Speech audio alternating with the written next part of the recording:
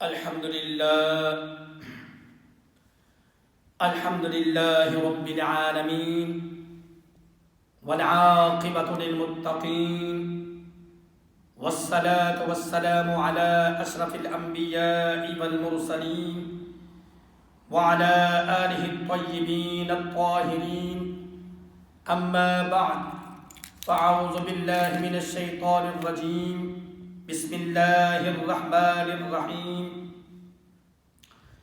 إني جاعل في الأرض خليفة آمنت بالله صدق الله العظيم وصدق رسوله النبي الكريم الأمين ونحن على ذلك من الشاهدين والشاكرين والحمد لله رب العالمين إن الله وملائكته يصلون على النبي يا أيها الذين آمنوا صلوا عليه وسلموا تسليما الصلاة والسلام عليك يا سيدي يا رسول الله الصلاة والسلام عليك يا سيدي يا خاتم النبيين وعلى آلك وأصحابك يا سيدي يا شفيع المسلمين.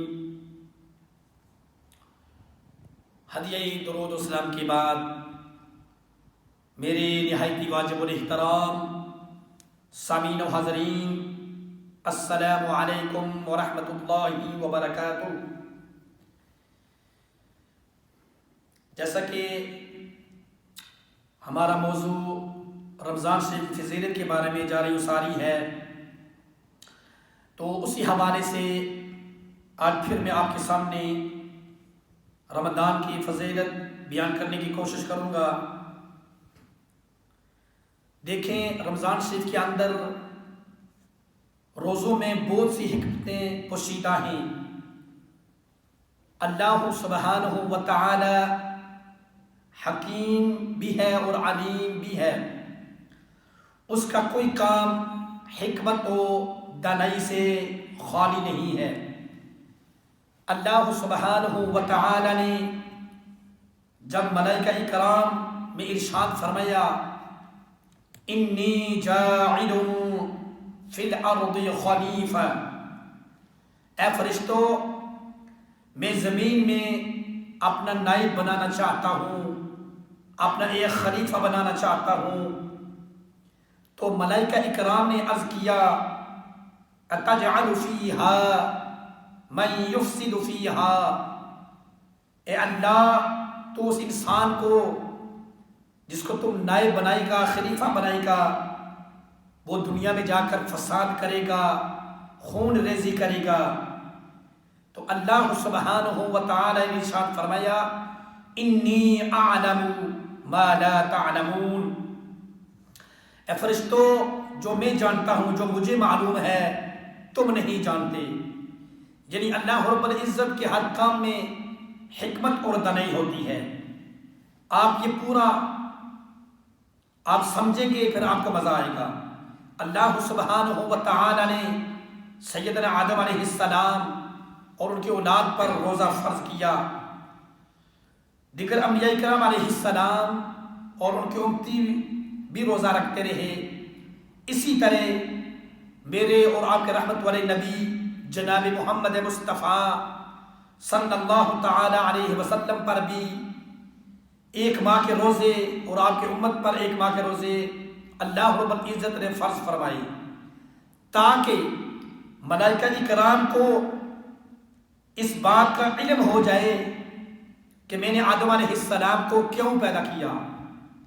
یعنی ایک ماہ کے روزے فرض کرنے کے بعد اللہ فرماتا ہے کہ ملائکہ کو اس بات کا علم ہو جائے کہ میں نے آدم علیہ السلام کو کیوں پیدا کیا. آگے سنیں، اللہ فرماتا ہے کہ ملائکہ کرام کی جماعت میں کہ میں نے انسان کے اندر کھانے پینے اور شہوت کی صلاحیت رکھی ہے. جو فرشتے ہیں ان کے اندر نہ ہی کھانے کی صلاحیت ہے، نہ ہی پینے کی ہے اور نہ ہی شہوت ہے، مگر یہ تینوں چیزیں انسان کے اندر اللہ رب العزت نے موجود رکھی ہیں. کھانے پینے اور شہوت یہ اصطلاحی طور پر فرشتوں کے اندر نہیں مگر انسانوں کے اندر اللہ نے رکھی۔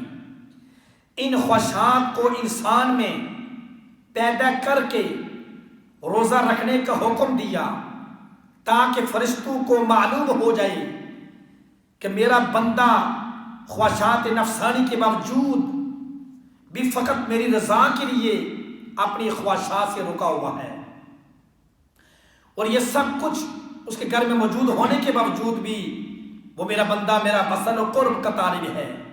جب رمضان شریف کا آغاز ہوتا ہے تو حضرات محترم اللہ سبحانہ و تعالی فرشتوں کی یہ ڈیوٹی لگاتے ہیں کہ اے فرشتوں جاؤ دنیا کے اندر دیکھو میرے بندے کیا کر رہے ہیں۔ جو فرشتے صبح سے لے کر شام تک آتے ہیں، دن کی ڈیوٹی علیحدہ فرشتوں کی ہوتی ہے اور رات والے فرشتے علیحدہ ہوتے ہیں۔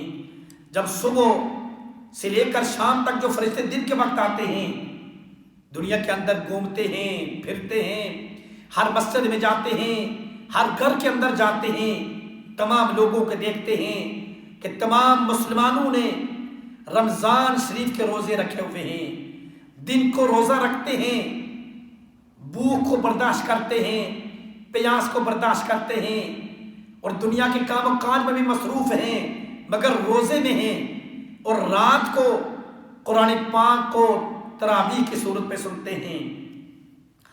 اور پھر اللہ رب العزت کی بارگاہ میں جب فرشتے واپس چلے جاتے ہیں تو اللہ رب العزت پوچھتا ہے میرے فرشتوں تم کہاں سے آئے ہو؟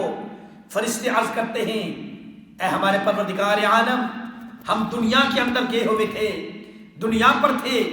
تو پھر اللہ ان سے پوچھتا ہے میرے بندے کیا کر رہے تھے، میرے بندے کس کس کام میں مصروف تھے؟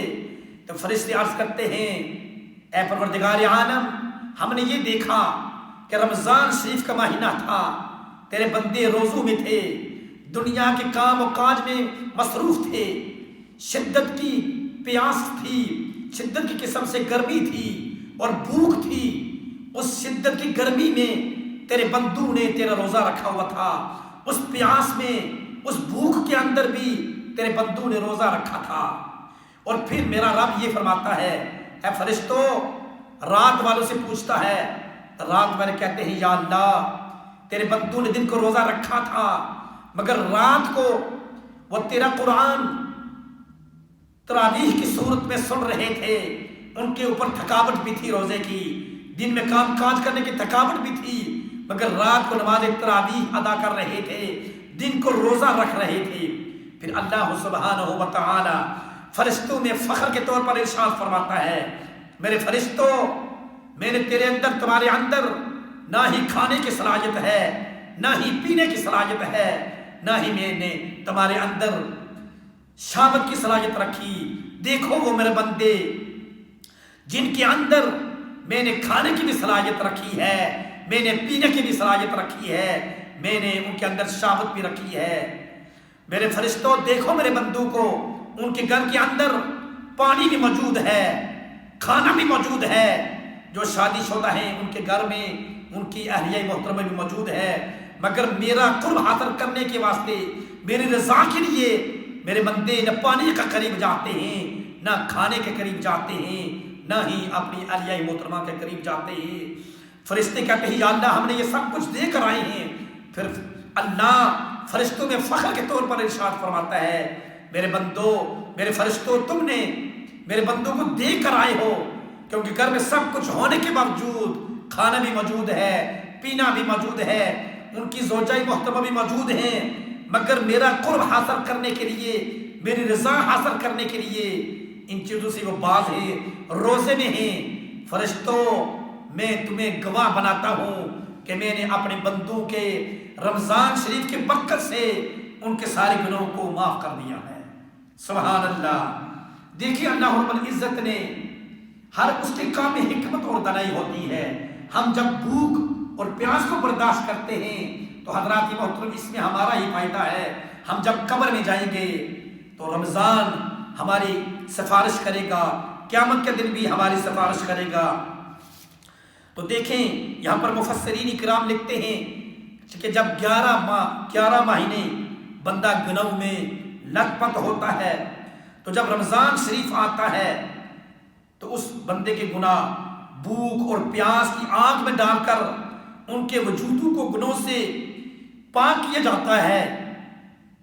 وہ جو ہمارے اس ملک کے اندر تو پیاس نہیں ہے نا، مگر جو عرب ملک ہیں یا ہمارے ملک ایشین کے ملک ہیں، پاکستان ہے، بنگلہ دیش ہے، یہاں پر سخت قسم کی گرمی ہوتی ہے۔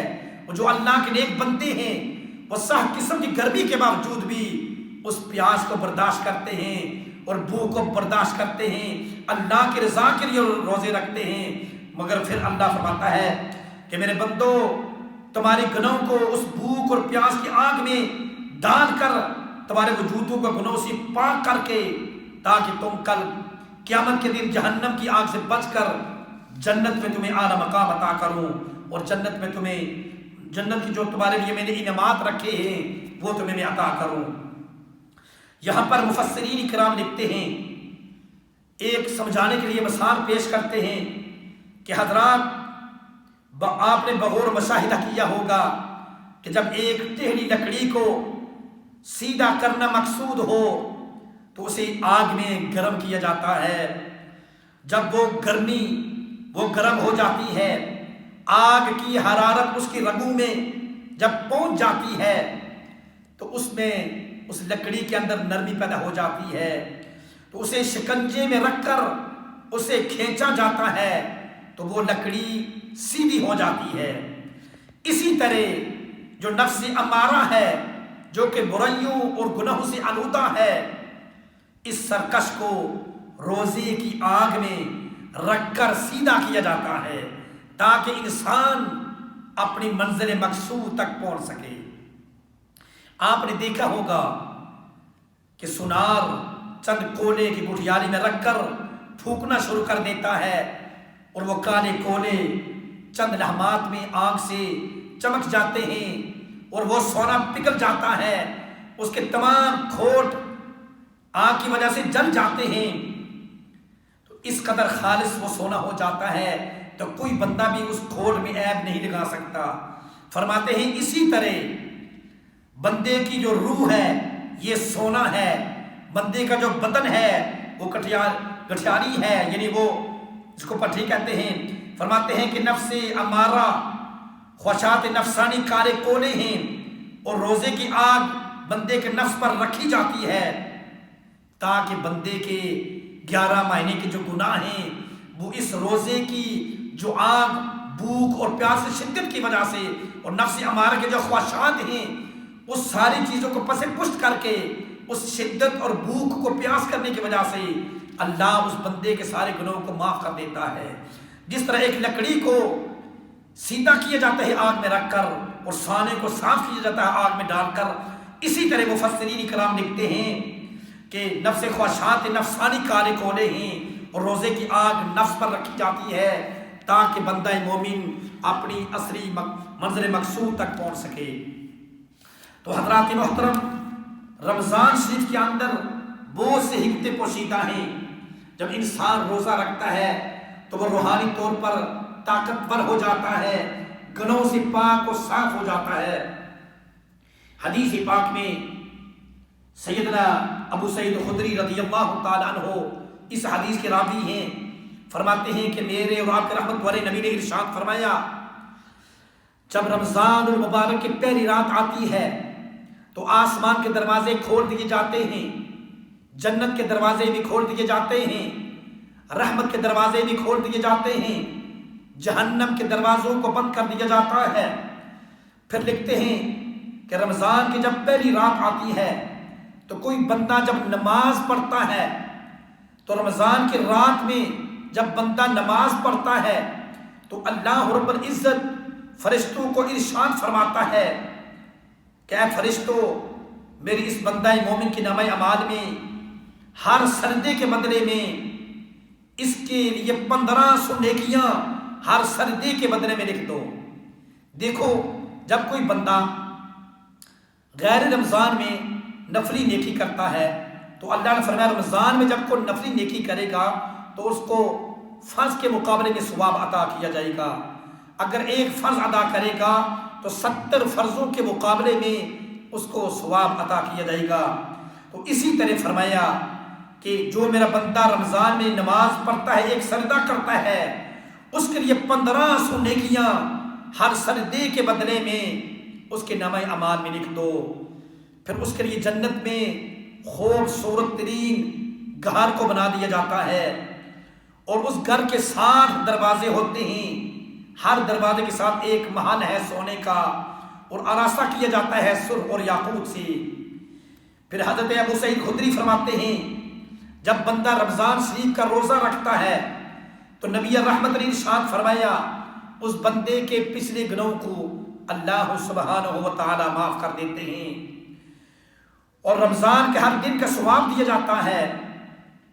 اور پھر نبی رحمت نے ارشاد فرمایا کہ استغفار کرتے ہیں اس بندہ خدا کے لیے جو رمضان شریف کا روزہ رکھتا ہے۔ میرے اور آپ کے رحمت والے نبی نے ارشاد فرمایا کہ صبح صادق سے لے کر غروب آفتاب تک اس رمضان شریف کو جو بندہ روزہ رکھتا ہے، 70,000 فرشتے صبح سے لے کر شام تک اس بندے کے لیے اللہ کے بارگاہ میں استغفار کرتے ہیں، اس کی بخشش کے لیے دعا کرتے ہیں۔ سبحان اللہ، کتنا بڑا انعام ہے روزے دار کے لیے۔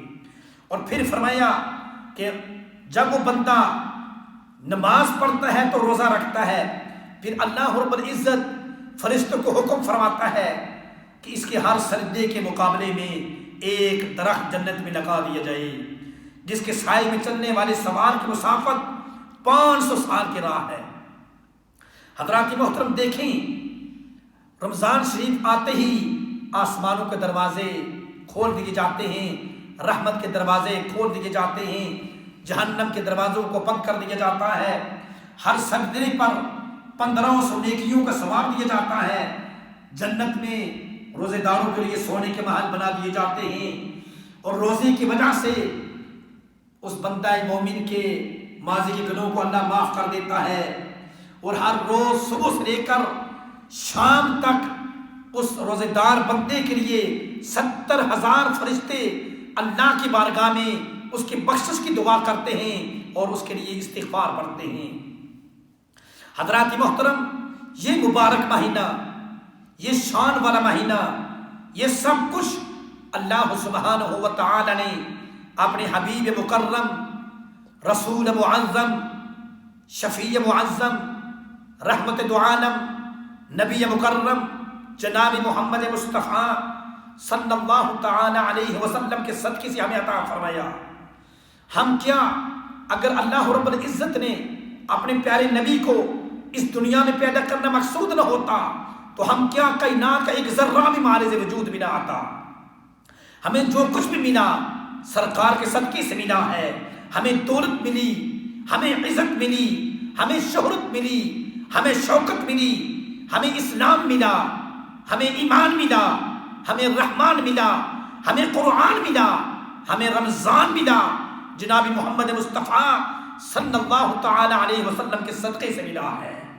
ارے ہمیں کیا چاہیے کہ جس آقا کے صدقے سے ہمیں یہ سب کچھ ملا ہے، اس آقا کی ذات پر ہم کثرت کے ساتھ قرآن پاک، ہم کثرت کے ساتھ آقا علیہ الصلوۃ والسلام کی ذات پر درود پاک پڑھو۔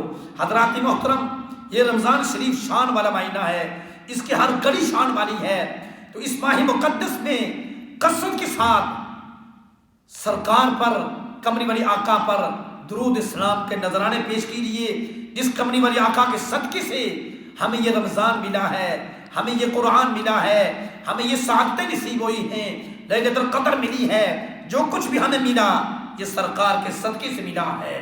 تو ہمیں چاہیے کہ ہم دن رات کمری والی آقا کی ذات پر کثرت کے ساتھ ہم درود پاک پڑھا کریں۔ حدیث پاک میں حضرت جابر رضی اللہ تعالی عنہ اس حدیث کے راوی ہیں، ارشاد فرماتے ہیں کہ جب آقا دو جہاں صلی اللہ علیہ وسلم ممبر شریف پر جب تشریف فرما ہونے لگے، جب میرے اور آپ کے رحمت والے نبی نے ممبر شریف کی پہلی سیڑھی پہ، پہلے درجے پہ قدم مبارک رکھا تو فرمایا آمین۔ جب میرے اور آپ کے رحمت والے نبی نے ممبر کی دوسری سیڑھی پہ، دوسرے درجے پہ اپنا قدم مبارک رکھا تو فرمایا آمین۔ اسی طرح جب ممبر کی تیسری سیڑھی پہ तीसरे दर्जे पे मेरे और आपके रहमत वाले नबी ने कदम मुबारक रखा तो फरमाया आमीन। जब आप खुतबे से फारिग हुए, सहाबा इकराम अर्ज करते हैं या रसूल अल्लाह सल्लल्लाहु ताला अलैहि वसल्लम, आपने 3 मरतबा आमीन पढ़ा, इससे पहले हमने आपने कभी ऐसा नहीं सुना, इसकी क्या वजह है? तो मेरे और आपके रहमत वाले नबी ने इरशाद फरमाया, ऐ मेरी प्यारी सहाबा, जब मैं मिंबर की पहली सीढ़ी पे कदम रखने लगा, जिब्रील अमीन वही लेकर हाजिर हुए, अर्ज करने लगे या रसूल अल्लाह सल्लल्लाहु ताला अलैहि वसल्लम, बदनसीब है वो बंदा जिसके माँ बाप बूढ़े हों, घर में मौजूद हों, फिर वो बंदा अपने माँ बाप दोनों में से एक हो या दोनों मौजूद हों, उनकी खिदमत करके जन्नत को हासिल न कर सका, उससे और कोई बदनसीब नहीं हो सकता। तो कमली वाली आका ने फरमाया आमीन।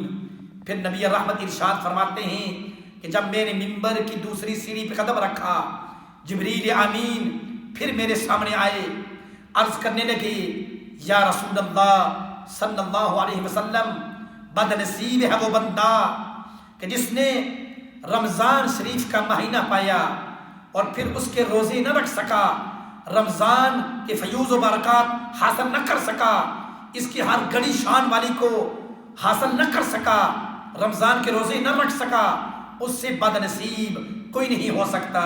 तो मेरे और आपके रहमत वाले नबी ने इरशाद फरमाया आमीन। फिर कमली वाली आका इरशाद फरमाते हैं कि जब मैंने मिंबर की तीसरी सीढ़ी पे कदम रखा, जिब्रील अमीन फिर मेरे सामने आए, अर्ज करने लगे या रसूल अल्लाह सल्लल्लाहु ताला अलैहि वसल्लम, बदनसीब है वो बंदा जिसके सामने आपका नामी नामी इसमें ग्रामी लिया जाए, फिर वो आपकी ज़ात पर दुरूद पाक न पड़े, उससे बदनसीब कोई शख्स नहीं हो सकता। तो मैंने फरमाया आमीन। हज़रात मोहतरम देखें, 3 किस्म के लोग जो हिलाक होने वाले, खसारे वाले हैं, बदनसीब हैं, उनको अल्लाह रब्बुल इज़्ज़त ने जिब्रील अमीन को भी देकर भेजा कि जाकर मेरे रहमत वाले नबी से इरशाद फरमा दीजिए कि ये हैं वो लोग 3 किस्म के। पहले नंबर वाला वो बंदा जिसके वालिदा या वालिद दोनों में से दोनों मौजूद हो या एक मौजूद हो, वो उनकी खिदमत न कर सका, उनको होश न कर सका, उससे बदनसीब कोई नहीं हो सकता। दूसरे नंबर पर जब बंदा अपनी ज़िंदगी में रमज़ान शरीफ को पाले, रमज़ान शरीफ के रोज़े न रखे, उसके फयूज़ बरक़ात को हासिल न कर सका, उससे बदनसीब कोई नहीं हो सकता। तीसरे नंबर पर आका दो जहां सल्लल्लाहु अलैहि वसल्लम का उसके सामने नाम लिया जाए, फिर वो आपकी ज़ात पर उसने दुरूद पाक न पढ़ा, उससे बदनसीब और कोई शख्स नहीं हो सकता। हज़रात मोहतरम, आका अलैहिस्सलातु वस्सलाम के नाम पाक सुनकर दुरूद पाक पढ़ना ये बंदे पर वाजिब हो जाता है। यहाँ पर मैं एक और बात अर्ज करूँ कि देखा इबादत 2 किस्म की है। एक इबादत है ज़न्नियुल क़बूल और एक इबादत है क़त्इयुल क़बूल। हम जब नमाज पढ़ते हैं, ज़कात अदा करते हैं, रोज़े रखते हैं, हज करते हैं, सदका व खिरात अदा करते हैं, इसका नाम है ज़न्नियुल क़बूल इबादत। यानी हम नमाज पढ़ते हैं, हमारे पास कोई इसका सर्टिफिकेट, इसकी कोई गारंटी नहीं कि हमारी नमाज कबूल हुई। इसी तरह ज़कात अदा करते हैं, हमारे पास कुछ नहीं, इसके अंदर गुमान है कि अल्लाह ने हमारी ज़कात को कबूल किया ना किया। इसी तरह रोज़े रखते हैं, हज करते हैं, सदका व खिरात करते हैं, मगर हमारे पास कोई इसकी गारंटी नहीं कि ये हमारी इबादत कबूल होगी। यानी इसका नाम है ज़न्नियुल क़बूल इबादत। यानी इसके अंदर गुमान है, शक है कि कबूल उसकी मर्जी है, वो कबूल करे या ना करे, वो मालिक है, वो कबूल करने वाला है, मगर इसके अंदर जन है, गुमान है, शक है कि उस मालिक ने हमारी इस इबादत को कबूल किया है ना या नहीं किया है। मगर हज़रात मोहतरम, जब उसके प्यारे नबी की बारी आती है तो अल्लाह सुब्हानहू व तआला इरशाद फरमाता है, मेरे बंदे, जब तू मेरे प्यारे महबूब की ज़ात पर एक मरतबा दुरूद पाक भेजता है तो मैं उसी वक्त अपनी बारगाह में उसे कबूल कर लेता हूँ। इस इबादत का नाम है क़त्इयुल क़बूल इबादत। जब भी बंदा کملی والی آقا کی ذات پر درود پاک پڑھتا ہے، اسی وقت اللہ رب العزت اس کو اپنی بارگاہ میں مقبول فرما لیتے ہیں۔ تو اس کو کہتے ہیں ظنی القبول عبادت اور قطعی القبول عبادت۔ درود پاک پڑھنا نبی پاک کی ذات پر یہ قطعی القبول عبادت ہے۔ تو حضرات محترم، آقا علیہ الصلوۃ والسلام کی ذات پر درود پاک پڑھنا یہ دافع البلا ہے۔ ہاں، آقا علیہ الصلوۃ والسلام کی ذات پر درود پاک پڑھنا ذریعہ رحمت و راحت ہے۔ حضور علیہ الصلوۃ والسلام کی ذات پر درود پاک پڑھنا باعث برکت و ذریعہ نجات ہے۔ جو لوگ حضور علیہ الصلوۃ والسلام کا نام سن کر درود پاک نہیں پڑھتے وہ بد نصیب ہیں۔ جو لوگ کملی والی آقا کا نام سن کر درود پاک نہیں پڑھتے وہ اللہ کی رحمت سے محروم ہیں۔ جو لوگ درود پاک نہیں پڑھتے وہ بڑے بد نصیب لوگ ہیں۔ اور دوسرا فرمایا کہ جو شخص اپنے والدین کا نافرمان ہے وہ بد نصیب ہے، اور جو اللہ فرماتا ہے جو اپنے والدین کا نافرمان ہے وہ جہنمی ہے۔ والدین کا نافرمان رضا الہی سے دور ہے۔ والدین کی خدمت رضا الہی کا ذریعہ ہے۔ والدین کی خدمت یہ جنت کا راستہ ہے۔ والدین کی رضا اللہ کی رضا میں ہے۔ والدین کے بڑھاپے میں خدمت زیادہ مقبول ہے۔ والدین کی محبت، والدین کے چہرے کی طرف محبت سے دیکھنا حج مبرور کا ثواب ہے۔ والدین کی خوشنودی میں اللہ تعالیٰ کی خوشی ہے۔ والدین کی ناراضگی سے اللہ تعالیٰ ناراض ہوتا ہے۔ تو تیسرا شخص وہ ہے جو رمضان پائے مگر اس کا روزہ نہ رکھے۔ رمضان رحمت کا ذریعہ ہے، رمضان مغفرت کا ذریعہ ہے، رمضان گناہوں کی معافی کا ذریعہ ہے، رمضان رضا الہی کا ذریعہ ہے، رمضان باعث برکت ہے، رمضان باعث نجات ہے۔ حضرات محترم، دیکھیے اللہ رب العزت نے ہمیں اس سال زندگی عطا کی، ہمیں رمضان شریف نصیب ہوا، تو حضرات محترم اس کی ہر گھڑی کو غنیمت سمجھ کر کثرت کے ساتھ قرآن پاک کی تلاوت کریں، کثرت کے ساتھ ذکر اذکار کریں، کملی والی آقا کی ذات پر کثرت کے ساتھ درود پاک کا ورد کریں، نوافل پڑھیں، نماز تراویح پڑھیں، اور جتنا بھی ہو سکے اللہ کی عبادت کریں۔ اس ماہ مقدس میں غیبت سے بچیں، جھوٹ سے بچیں، اپنی آنکھوں کی طرف سے، یعنی ہر ایک چیز کا روزہ ہوتا ہے، آنکھوں کا بھی روزہ ہے، ہاتھوں کا بھی روزہ ہے، زبان کا بھی روزہ ہے۔ صرف کھانے پینے اور جمع سے روکے رکھنے کا نام روزہ نہیں ہے، صرف بھوک اور پیاس کو برداشت کرنے کا نام روزہ نہیں ہے۔ روزہ ہر ایک چیز کا روزہ ہے۔